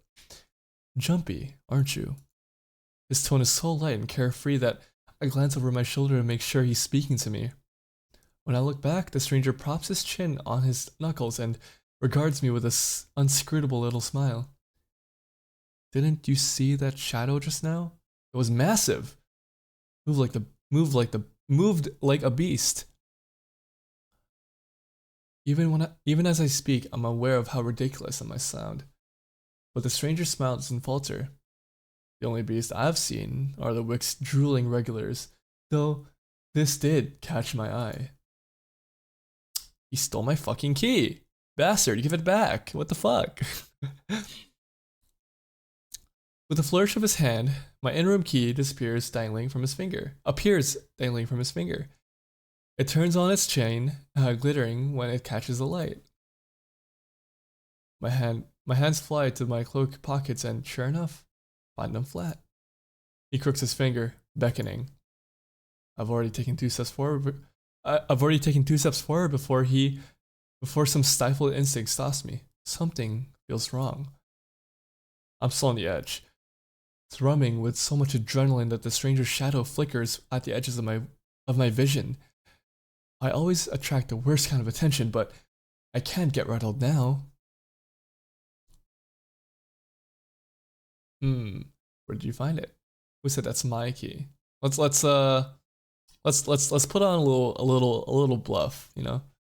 Who said that key's mine? He smiles wide enough to reveal pointed canines. I saw you drop it. You really should be more careful. City like this, somebody might take advantage. A bald-faced lie, said without a hint of irony. There's no way I dropped that key, but I can't think of an explanation for how it went from my pocket to his hand. I approached the man, careful to keep an arm's length away. He doesn't look dangerous, but the most deadly ones never do. He doesn't look dangerous? Girl, that man looks dangerous as danger gets. I don't trust this guy. The stranger's chain softly clinks with the tilt of his head. His ears flick. Keeping your distance. I'd be stupid to trust you. You think I stole your dinky little key from all the way over here? He gives an exaggerated sigh. I'm good with my hands, but Not that good. Do I really look like a common thief to you? He's got me there. The sheer fabric of his sleeves alone would be too expensive for most street thieves. Hell, his shoes look like they cost more than I spent traveling here. So he's a rich boy. So it seems like. And then there's that shop behind him. No matter the city, parted pink curtains only ever mean one thing. I'm not looking to buy, and I doubt I could afford your services anyway. So he's that kind of worker, I'm assuming. I see. Right here. Lucky for you, I don't charge. The man runs the tip of his tongue over a fang, and for the first time since I stepped into that shadow, I feel something other than dread. My face grows hot. That's not what I meant. I'm flattered, really. Were sex my trade, I might make an exception for you. How about half off for a handy? Or you could just hand over my key. Ask nicely and I might let you tug my tail. Might even let you tug my tail. Just throw it here. So some spindly little street urchin can snatch it and run? He raises my key and tilts his head so he can watch it dangle back and forth. I suppose I could just claim your room for myself. Not that I'd be caught dead slumming in the wick with the rest of those slack-jawed imbeciles. You're obviously not from here, so tell me, traveler, what misfortune brought you to this wretched place? His voice practically drips with derision. I'm not telling you anything. What could have possibly drawn you to this dreary little pig pen, I wonder. He listlessly watches the arc of my key swinging around his finger. The wealthier shit, the food's direct. The wealthier shit. What the fuck? What am I reading? The weather shit, the food's dreck, and there's entirely too many monsters for a human to feel safe. Unless... Dagger sharp eyes flick towards me. They gleam with amusement. Unless you're just dying to consort with monsters. A little bit. I mean, you got me there, but that's not what I'm after at the moment. He does look like a bit of a man whore, I will say, but, you know, he's a very foxy man, I will say. If not for his foxy ears and fox-like demeanor. But now my embarrassment has worn away, leaving simmering patience in its place. If this is a shakedown, it's the most frustrating one I've ever heard of. I say we flirt back. I say we beat him at his own game. How'd you know that I spent all my money, starved, and nearly died in a swamp just so I could crawl into bed with the first thirsty monster I saw? That earns me a burst of breathy laughter. He gazes at me under his dark lashes. Aren't you funny? Could you be any more obvious? I have been told subtly not my strength. So, your place or mine? I'll invite you if I had my key. If only I had my key, then I might be able to invite you up. His languid gaze glides from me to the key in his hand and back. Come, take my hand and we'll go together. Am I actually gonna have a sex scene like right away? I was bluffing. Hold on, we're gonna see this through. The more he flirts, the more I'm convinced I become that this is some kind of trap. Hold on, sorry chat. I'm like spitting everywhere, I'm so sorry. My mouth is salivating again. No matter how innocent monsters look, they always have tricks up their sleeves. And something tells me that this one's more dangerous than he lets on. Even if he has a lovely laugh. I don't know what you want, or why you're messing with me. But I'm not coming any closer until I know you aren't going to attack. Or bite. I won't bite. Hard. Unless you beg me. No matter what I say, he finds a way to twist my words into innuendo. Even when I'm silent, he goes on as though we're having a conversation, not a standoff. Do you like dancing? There's a traveling trope. There's a traveling troupe performing in Hightown tonight. Their lutist is utterly exquisite. Truly a performance to die for. There's life in this dreadful place, if you know where to look. You sound like you know the city well. The man's gaze flickers from me to the key dangling from his finger. Naturally. This dump was a little more than a miserable smear when I first arrived. Hightown, Lowtown, I know Iridia like the back of my hand. What about the Cenobium? Do you know where that is? His smile vanishes. Surely, you've seen it. That absurdly large tower looming over the rest. It's a little hard to miss. He must mean that spire I noticed when I first caught sight of Iridia. The Cenobium's overrated. Forget about it. I can show you things those stuffy boars in their limp-dick tower couldn't even dream of. I've already got plans. Oh, have you some pressing matters at the Cenobium? Lunch dates with librarians, tea time with the most esteemed abbess? That's my business. What's the matter to you? That scared me, holy shit. I square my shoulders and the amusement bleeds out of him. Your loss. The stranger, finally bored of his tedious game, extends his hand towards me. The key rests on his palm, neatly dividing skin and leather. When he makes no other move, I reach for the key, but as soon as my fingers graze his smooth brass... What the fuck? But as soon as my fingers graze smooth brass, his hand springs shut around my elbow. Hey! Yanks me down, and I stagger, my soul slipping on the steps. For a sick moment, I fear my bandages might unravel under his touch, but he's careful not to disturb them as his fingers dig into my arm. I knew I smelled blood. You reek of death and the road. And that fucking doctor. His voice, once silken, lowers to a smoky growl. The shadows around him seethe and boil as he pulls me closer. And something else. He murmurs against my throat, nose grazing my jaw. Let go! I try to twist away, but he doesn't budge. His breath trails down my neck, sending a thrill of dread through me. But just when I fear he'll bite, he takes a deep whiff instead. His wide, flat eyes gleam with naked hunger as he gazes up at me. Not quite human, not quite monster. Seems we're both. Veer! Stranger's ears flatten, and he releases me with a short breath. I yank my arm back, massaging it where his grip left grooves in the bandages. The stranger twists around to watch a woman duck out from the curtains behind him. Her pressed uniform marks her as a cleric of the Cenobium. Scolding cleric. I leave you all for, what, 10 minutes? And you're already making trouble again. Will you quit harassing the tourists?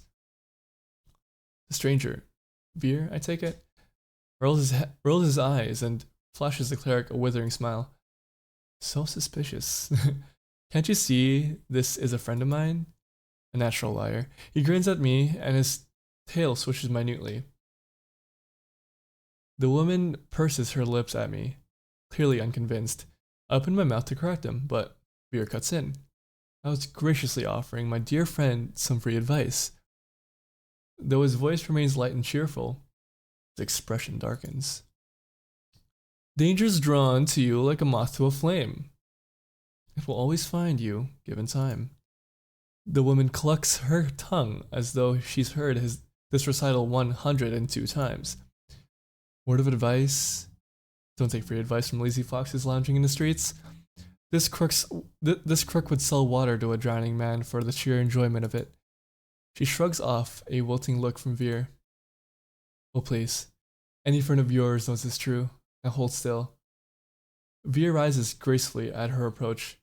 He pushes his hair aside so it drapes over one shoulder, exposing the long line of his neck.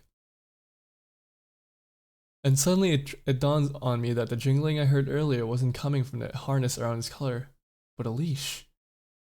A heavy iron chain wound around a hitching post and a padlock to the back of his collar. Veer posed deliberately to hide his leash from me. Oh, so that's his owner. He's a pet? Okay, interesting. The woman produces a keyring from her pocket. She stifles through a dozen identical keys before selecting one and slotting it into the lock. Oh, so he wasn't stealing from me. He might have thought that the key would unlock the padlock on his leash. Oh, he doesn't look very happy. Come on. Unless your friend's tagging along on our merry little soulless hunt. They're hunting for souls inside the city? Words momentarily fail me. The woman regards me with a polite if tight smile before marching down the stairs. Veer lingers. He stretches his arms over his head with a yawn, and I try not to stare at the way his stomach flattens when he arches his back. Your little secret's safe with me. Try not to get yourself killed. Veer hops off the stoop and bounds after the woman. His tail sways merrily, as though he hadn't just lied and threatened me. Did you try that thing I mentioned? The Leventian knot? The one where you take your 3 fingers and... Actually, don't tell me. Knowing you, it's disgusting. Veer's airy laughter echoes down the street. It's only after he and the cleric have vanished from the side that I realize I'm still missing something. Wait! Reflexively, I shove my hands into my pockets, and I find it. The room key. I pull it out of my pocket and raise it to the light just to be sure. A nagging feeling distracts from my relief. I didn't know what Veer's game was, or what he wanted from me. All I know for certain is that the Cenobium saw fit to leash him. A fate I could share if that's what his vague warning meant. Oh, because, what's his name? Leander did mention to us that the Cenobium does some pretty heinous things. Veer might have done something that caused him his punishment to be someone's pet. I think.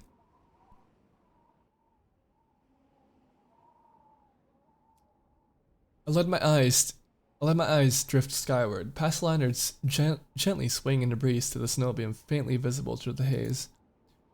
Just one glimpse is all I need, though I can put this all behind me. This time the key goes into my coin purse for safekeeping. I keep it safe. It's easy enough to follow the sluggish river that splits Iridia in two. A colossal bridge arches over the dark water below. I cross as quickly as I can, climbing ever uphill towards the distant tower.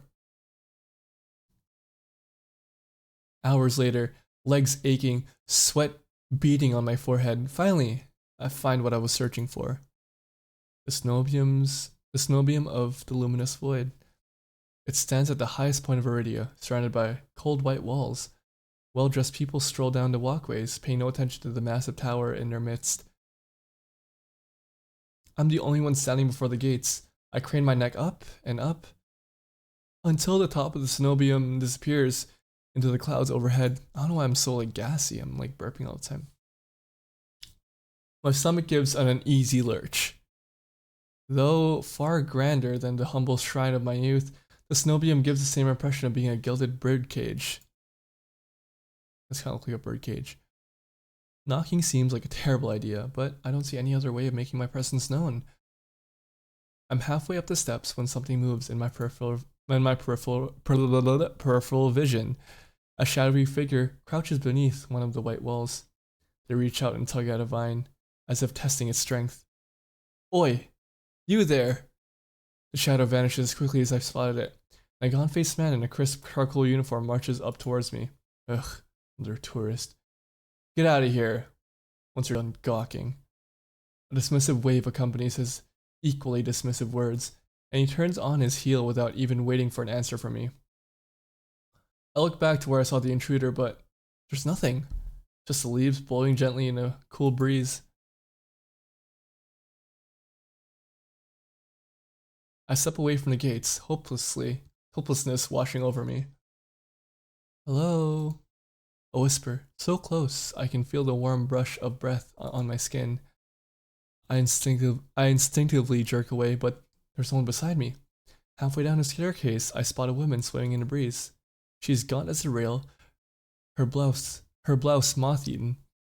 I'm unable to take my eyes off her, not because of the way she smiles a little too widely, or the way her tasseled braids look unbrushed for days, but because her eyes shine a vibrant, unnatural crimson. I'm both entranced and unsettled by their subtle glow. Red-eyed woman. These days, you'll need a miracle to get in there. I'm unsure how to respond, or if I even should.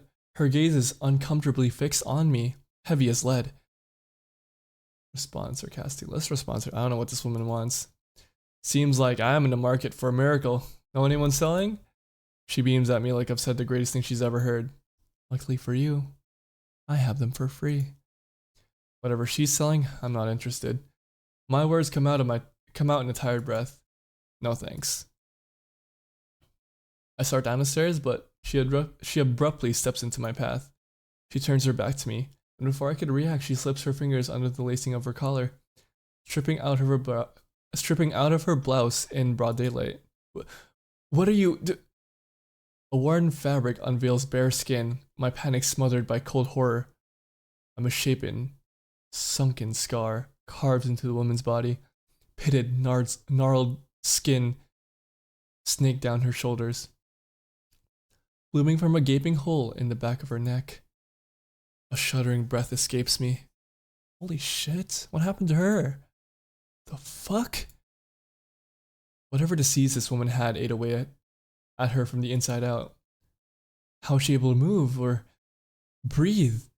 It's impossible. She shouldn't be alive, and yet the power to cure anything can be yours too. The power of the sea spring.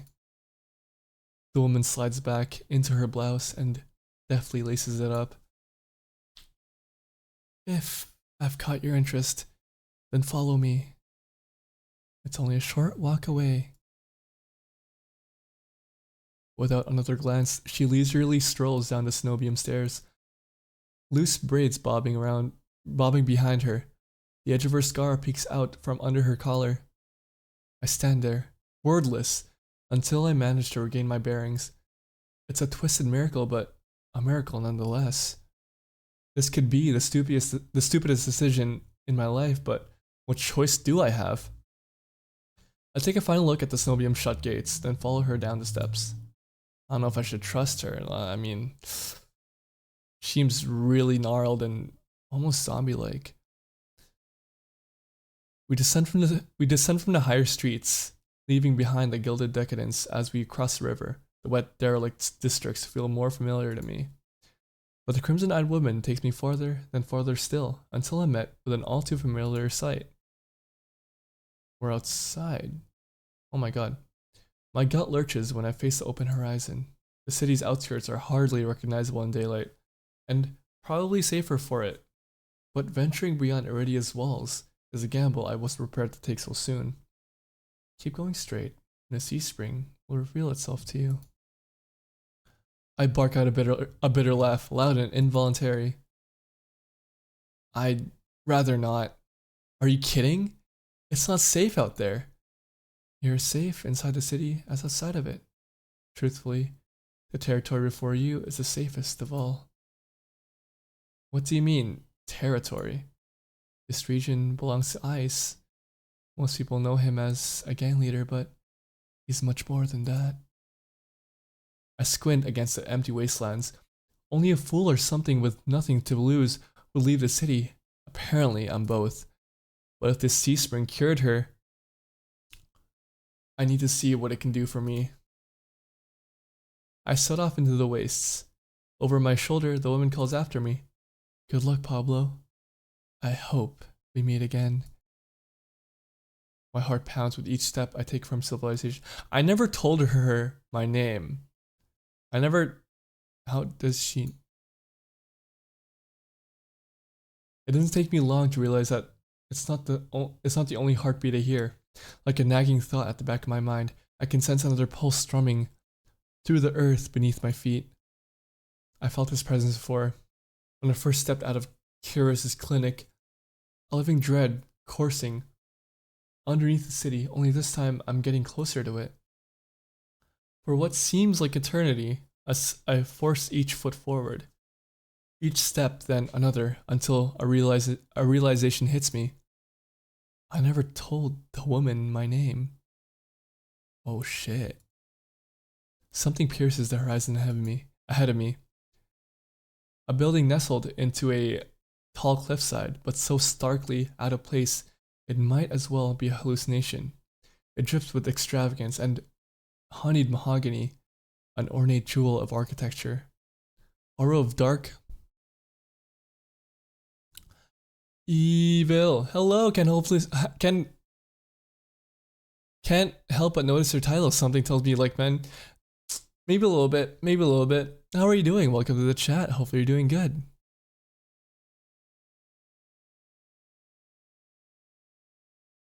Maybe a little bit. A row of dark silhouettes stand out on the horizon, trees, I think, until I'm close enough to realize that what I mistook for branches were spikes and jutting tendrils. I seem to be a man. You seem to be. Are you? Soulless, several of them, watch me in the distance like statues. I mean, unless you're a monster man, then I'm very interested. Then I'm not interested, I mean. I don't think, I just run. Exploding into a messy sprint, I push my legs as fast as they'll take me towards that decorated building. IDK, let me check. Are you a monster? Maybe. Flashes of last night chase me. The gushes of blood and screams of death, smell of burning flesh and sour bite. I can't go through that again. I won't.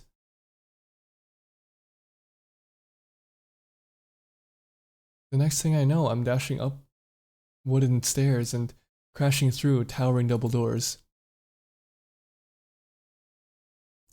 I gasp for air, my lungs burning from exertion. I'm desperate to be safe, but when I process my surroundings... Oh, did I end up in the... I did. It's more hellscape than sanctuary. Blood flows all around me, overwhelming my vision with a lurid, unholy red. Instinctively, my hand leaps to my mouth. Okay, so you have male equipment, monstrousness, pending investigation. Hopefully. At least you have that going with you, you know, going on. But the rotten stench of blood never comes. Instead, a smoky scent hangs in the air, sharp and spiced. How are you doing, by the way, evil? Welcome, welcome. I don't think you're a new chatter because you, that never showed up. So you might have watched my stream before, or you might have chatted here before, at least. Welcome in. I swallow thickly, convincing myself that it's not as gruesome as it appears. This has to be the sea spring, the place that grants miracles. Pulling my eyes away from the pool, I take in the rest of my environment. Maybe my brain is very small. It's okay. My brain is small too. Tall pillars flank me, blanketed in written notes. Seating pillows scatter the floor. A rustic kettle sits nearby. Someone must live here, despite how eerily empty it is. I think we should call out. Hello? Is anyone here? My voice echoes across the cavern without response. I approach the paper-covered pillars. Maybe something here can tell me more. I reach for... Let's do the bottommost. I reach for a note at the lower end. It reads, "They watch me through the mirrors. They won't stop staring. They know what I did, but they won't have me. I'm safe now. I'm safe now. Safe."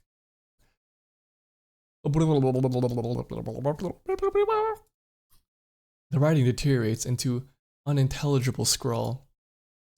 Before I can ponder it any further, a sharp chill runs down my spine. Something's watching me. I quickly set the note back, my eyes darting around the wooden deck. but it's still empty, vacant.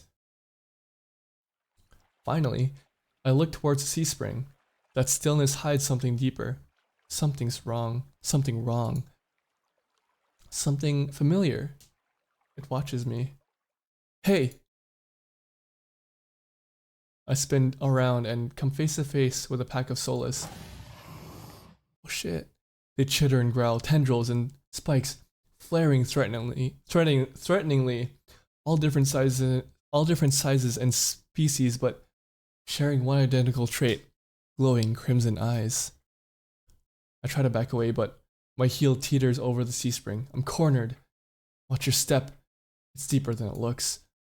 The voice again. At the sound of it, the soulless freeze, their snarls quieting. Am I gonna meet somebody? Okay, this is the 4th character that we've met. I'm assuming this one's Ice.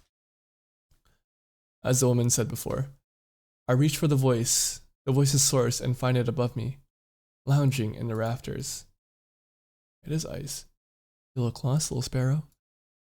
His eyes is a violent crimson, one that sears through me, leaves me feeling raw and exposed. They're the same eyes I've seen over and over, first with a scarred woman, now with a soulless circling me, all bound by the sea spring's blood red.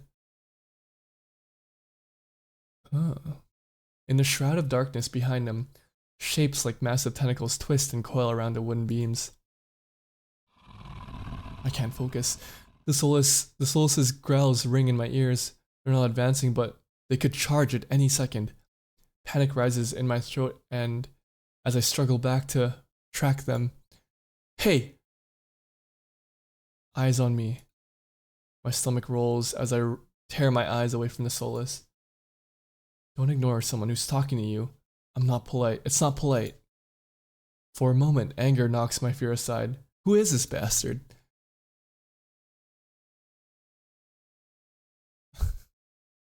I took a good look in the mirror. What does that mean?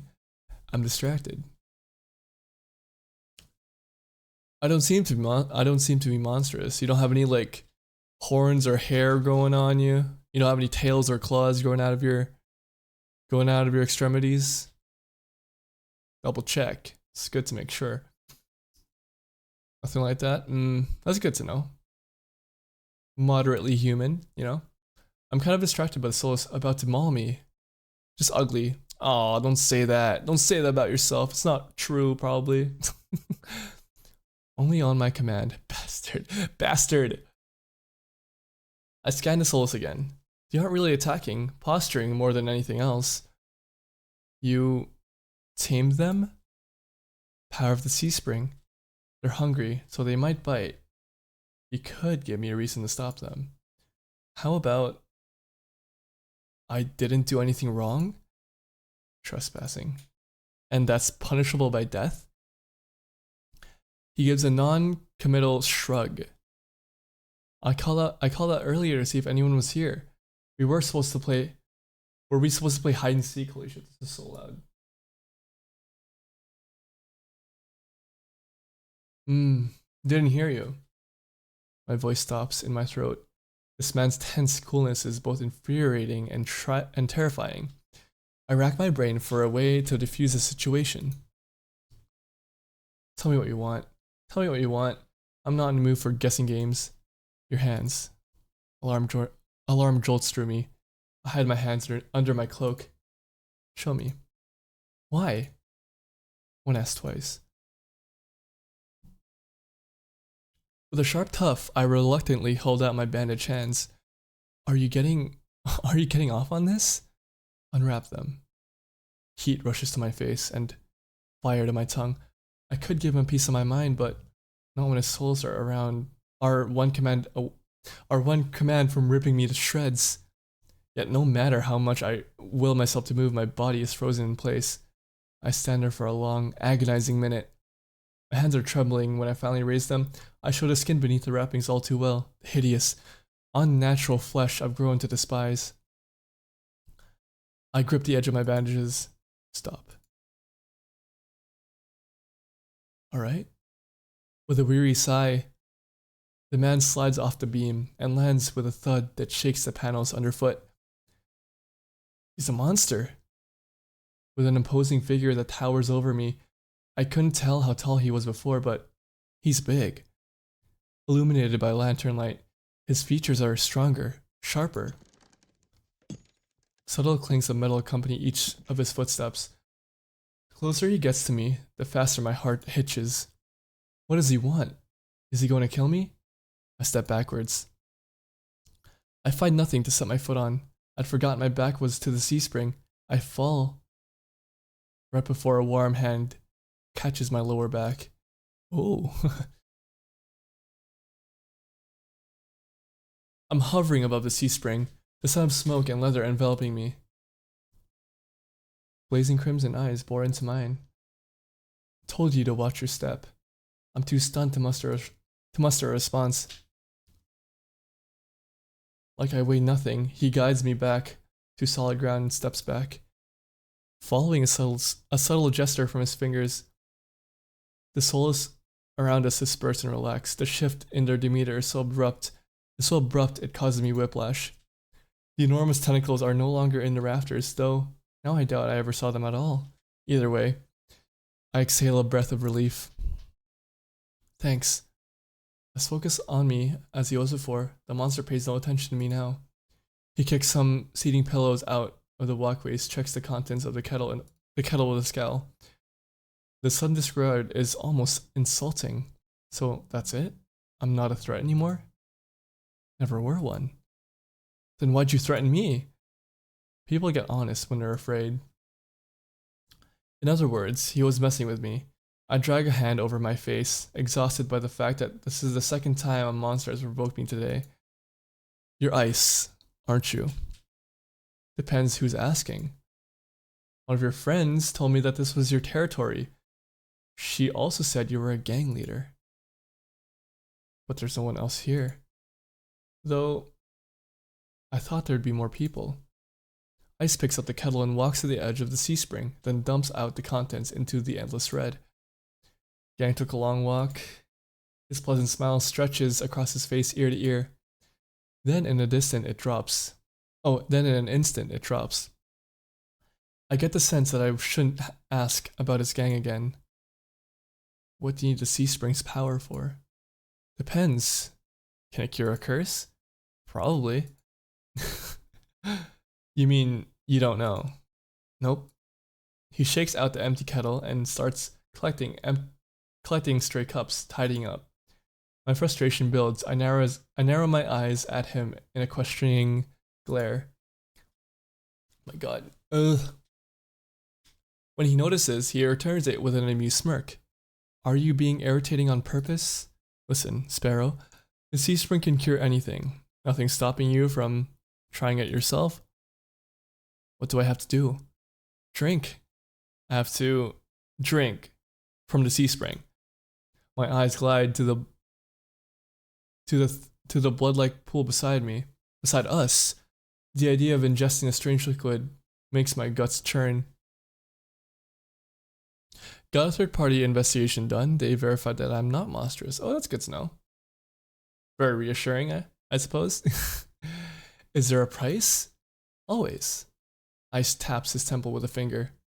Lose it a little bit. That's it? You've already beat it to the punch. My humor earns me an amused fanged grin. This is a little different. When you drink from the C-spring, you forget who you are. Your mind combines with everyone else who's drank before. Humans, monsters, soulless. One big happy family in your head.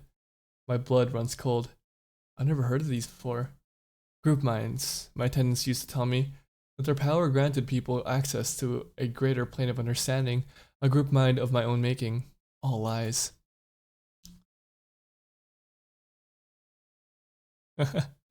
They also told me I'm a whore. IDK how trustworthy their investigation is. I mean, one person's opinion, right? One person's opinion. I mean, it's only if you think you are, right? It's only valid if you think you are, if you can justify that claim of someone else, thinking you're a whore. But something tells me this is real, even if one thing doesn't add up. Your eyes are red too, but you obviously haven't forgotten who you are. I mean, are you? I mean, I'm not asking, I don't care, but all the power to you if you are. They're not wrong. I see, I see. Before I can finish my sentence, Ice strides past me towards the entrance. Time's up. Let's finish this later. Wait, already? You barely told me anything. Came on a bad day. I've got somewhere to be. There's still so many questions burning on the tip of my tongue, but my frustration spills out before any of them. I was told to come here for help, but instead I get threatened and kicked out. You're joking, right? Watch your tone. I'm nice, but you don't want to ruin that host's mood. My skin prickles. The feeling of being watched washes over me again. My eyes dart back over the sea spring. A lone ripple dances on the quiet surface. I take Ice's advice and clap my mouth shut. Ice approaches the nearby Solus, a lanky dog-like one with 6 legs and a crown of tendrils. Several sets of crimson eyes adorn its sides. Its forked tail wags rapidly when Ice squats beside it. He runs his fingers through the tendrils, scratches its chin, and pats its head. A gentle smile plays across Ice's lips. The affection he holds for the Solus is painfully clear. I'm not as bad anymore, but it's still kind of bad. Well, I mean, it's good for you, I guess. I mean, like, only if it's not like any bad, as long as it doesn't hold any bad premonitions, right? I think. I dip my eyes away, my stomach fluttering at the tender sight. It's getting dark out, so this pretty girl will guide you back. Following a short whistle from Ice's lips, it trots over to the entrance, obediently, tail swaying. So it's a girl, the dog thing. I watch the Solus warily. Pretty is not a word I would use to describe it, and the idea of it protecting me sounds absurd. If I decide to drink, how should I find you? Find someone with eyes like mine. They'll point you to the right direction. But think it over. Once you drink, you can't go back. It's a lot to process, but I give a small nod. At least I know I have another option for a cure, as disturbing as it may be. I follow the Solus as at a measured distance, and I watch it nudge the giant doors open with ease. When I'm about to cross the threshold, I sneak one last glance behind me. My heart skips when I meet Ice's eyes. I'm about to snap my head away, but he just flashes me an easy smile. Till next time, Sparrow. I'll buy you a drink for scaring you. I don't trust myself to do anything but respond with another curt nod. We're out. I think that's a prime time for me to stop. Ugh, I don't know how long I can keep reading. I love this story, but I love this story so far. Ugh, I'm tired. Reading and talking for a solid 2 hours is very exhausting for me. And I'm also quite hungry, so I hope you all don't mind that I end stream a little early today. I might continue this maybe tomorrow, honestly. But I'll end it here. It'll be a short stream, but I'm sorry. 2 endings. I didn't realize how long it was gonna be, but you know, it's gonna have to be a multiple parter. Trust me, it's gonna be a multiple parter, and we will resume this as long as you had fun. I had a lot of fun. Oh my god, don't even get me started. The characters are so, I don't know. The art is fantastic. I think I have one that I really like, and it's Leander. I like Leander a lot. I kind of like Veer a lot as well, but I feel like there's a lot of trauma with that guy. A lot of emotional baggage concerning his current situation. So I kind of like that. I like people with a lot of emotional baggage. But it's a really good game. I think this is only the demo version, so if I don't know if the full version's out yet, but we'll continue this next time. But I hope you guys had fun watching me read and listening to me read. It was a lot of fun starting another visual novel. The last time we did one was a fairly short one, which took about as long as the stream did, but it was a really short visual novel. But this one's definitely gonna be a multiple parter. But thank you everyone for watching. I'm gonna raid somebody. I don't know who's here. Thank you guys for joining. I'm gonna see if any of my friends are up. Do you guys have anyone to recommend me raiding? Thank you for the stream part. Oh, thank you guys. I might continue tomorrow. That's not a promise, but I really enjoy this game. The writing is really good.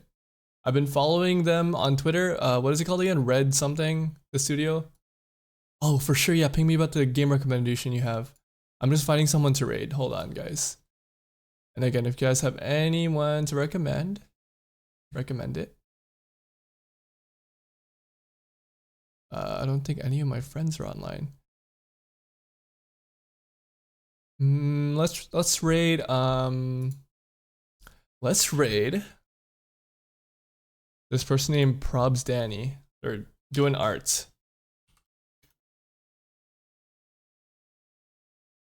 Okay, the raid's been started. Everyone join it, guys. And okay. Well, I was gonna promote my Discord, but it's over here. Yeah, my Discord. Join my Discord, and I have my socials here. My socials are in here, and my Discord's there. Join my Discord. We'll continue this another day, probably sometime this week. I don't have a schedule. I just stream when it's convenient for me the most. But anyways, guys, bye bye. Have a good rest of your day. Hope you have a good day. Bye bye.